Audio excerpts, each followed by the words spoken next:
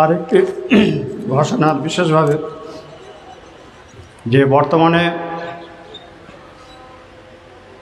মুসলমানদের মধ্যে শিক্ষার হার কেমন বেড়েছে, তার সঙ্গে সামাজিক মেলামেশা উদারতার নাম করে অনেক রকম অশ্লীল বেহায়াপনা কাজও চলছে।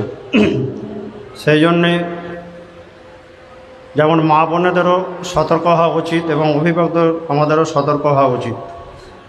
যে সমস্ত অভিভাবকদের আমাদের অনুরোধ, পড়াশোনা হয়ে গেলে বারবার বলেন উচ্চশিক্ষা লাভ করুক, পড়াশোনা করুক, সব কিছু করুক, কিন্তু শালীনতা বজায় রেখে এবং নিজের ইজ্জত সম্ভ্রমকে বজায় রেখে যেন সেই কাজগুলো করে।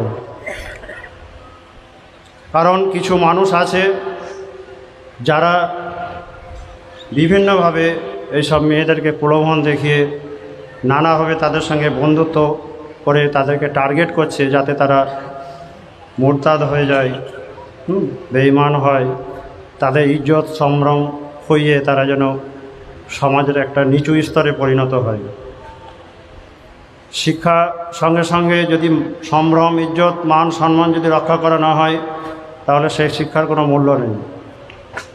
তো সেই জন্যেই অভিভাবকদেরও দায়িত্ব আছে যে তার ছেলেমেয়েরা পড়াশোনার নাম করে কোথায় যায়, কার সঙ্গে মেশে, কিভাবে চলাফেরা করে, সেই দিকে যেন নজর রাখা হয়। এবং মা বাবারা যারা পড়াশোনা করছেন, কলেজে যাচ্ছেন, আরও উচ্চশিক্ষা লাভ করছেন, তাদেরও উচিত যে যেন তারা নিজেদের সম্ভ্রম, ইজ্জত সব কিছুকে বজায় রাখে, চেষ্টা করে এবং নামাজ পড়া, ওজিফা পড়া, কালাম পাক পড়া, ইসলামকে সঠিকভাবে জানার চেষ্টা করে। যদি ইসলামকে সঠিকভাবে জানা যায়, আল্লাহ রসুলের হুকুমতে চলে, তাহলে তাদেরকে এবং কামেল ওলি আল্লাহদের পরামর্শ মতো চলে, তাহলে শয়তান তাদেরকে বেরাস্তা করা তাদের পক্ষে সম্ভব হবে না। সেই জন্য আমাদের সকলকেই চেষ্টা করতে হবে যাতে আমরা বর্তমান যে পরিস্থিতি, যে মানুষ যেভাবে একটা শ্রেণীকে টার্গেট করে তাদেরকে বেরাস্তা করার চেষ্টা করছে, সেটা যেন না হয়। এটা আমাদের সকলের দায়িত্ব।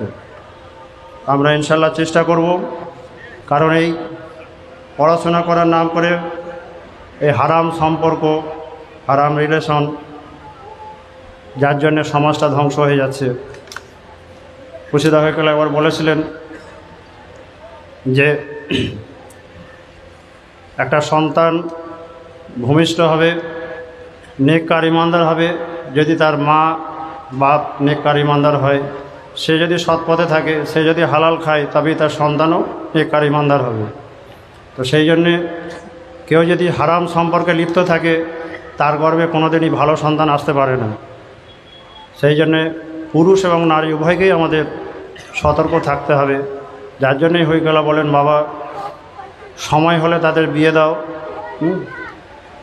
আমরা চিন্তা করি যে আমরা নিজের পায়ে দাঁড়াবো, তারপরে বিয়ে করব, কিন্তু রাসূলুল্লাহ সাল্লাল্লাহু আলাইহি ওয়াসাল্লাম বলেছেন, আমাদের হইকলা বলেন সব, যে সময় হলে মেয়েদের, ছেলেদের বিয়ে দাও।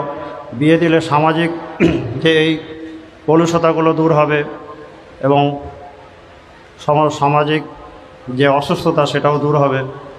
তো সেই জন্য আমাদেরকে সেই দিকে লক্ষ্য রাখা উচিত, সেইভাবে চিন্তাভাবনা করা উচিত। শিক্ষার সঙ্গে সঙ্গে এই সামাজিক ব্যাধিগুলো যাতে দূর করা যায়, এটা আমাদেরকে সমবেতভাবে ইনশাআল্লাহ চেষ্টা করব। এটা আমাদের সকলেই চেষ্টা করা উচিত। আসসালামু আলাইকুম।